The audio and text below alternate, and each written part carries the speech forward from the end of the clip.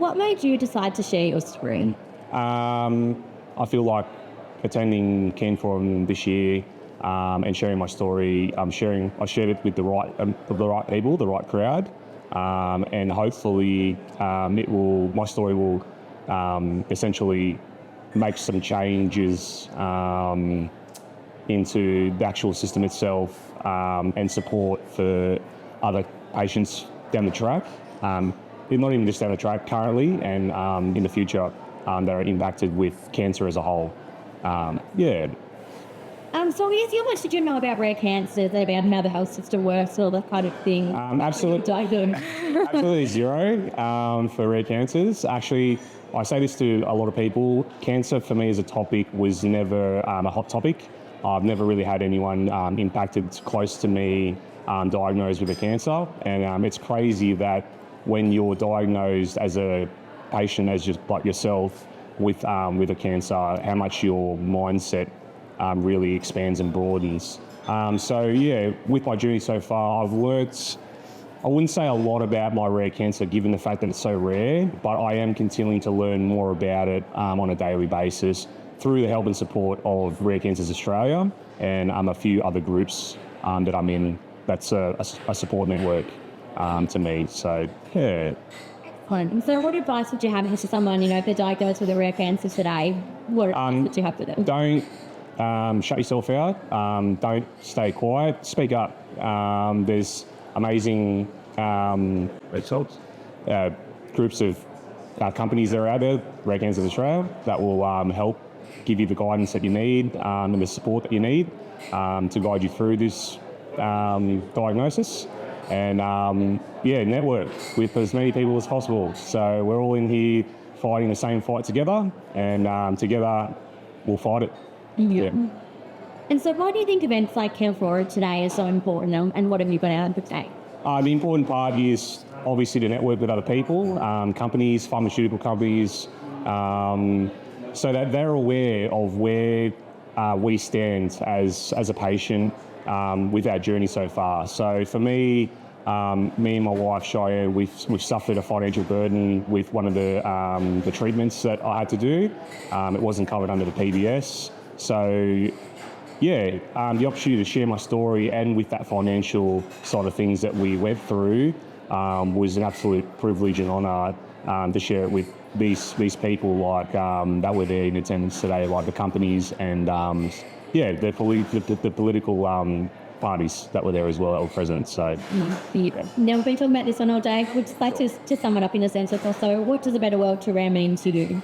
So the ideal better world for rare for me would be more money and time invested in research for rare cancers, more clinical trials to be relatively available for all types of rare cancers, and obviously we all want that one thing, which is a cure down the track. So that would be the ideal world. So absolutely. And so for you, Cheyanne, I guess what's aligned and what's the experience been like for you as obviously someone who's caring for someone with a rare cancer? What's that learning experience been like, and what's that, I guess, emotional journey been like for you as well? It's been a doozy.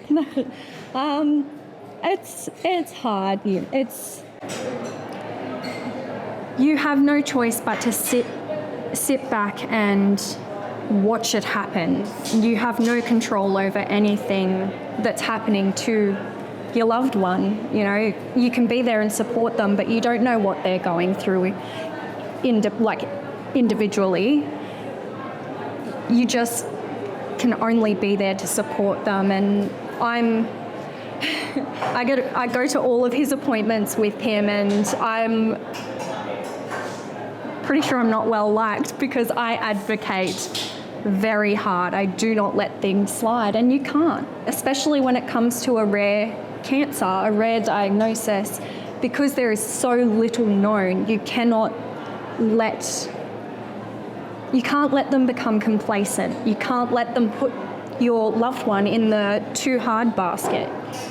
You have to make sure things get done, and there's always a plan B. Yeah, there's always something next. Often that's what we're dealing with right now is, as it stands right now, our oncologist has said there's no plan B after this chemo that I'm on at the moment. And so hearing the words, there's nothing left for us to do for you, it's like, well, actually, no, we're not going to do that today. We're going to keep digging. Yeah, keep looking. Keep fighting. Keep fighting. Absolutely. And so what does a better world for Ray look like to you then? More funding and research, more treatment options. The ideal world would be there is no cancer. People don't have to fight this battle. Yeah. Extra question. Do you have any advice to other couples or people in similar positions? You know, you've probably gone through a lot of obstacles, ups and downs, and there's another stressful, no doubt.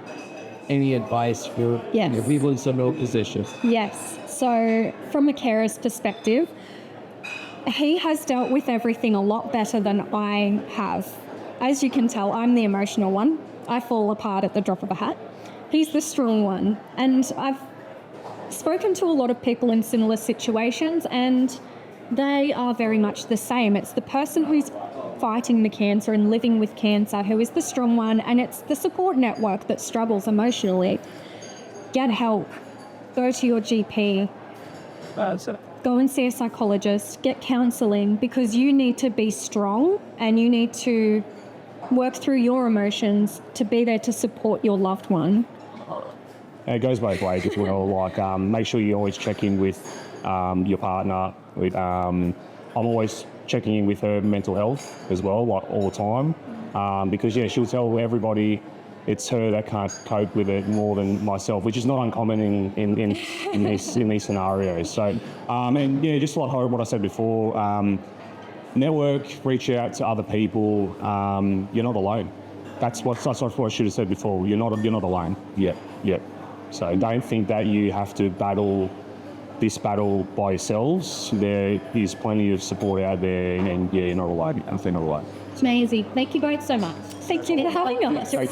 Thank you. Cheers.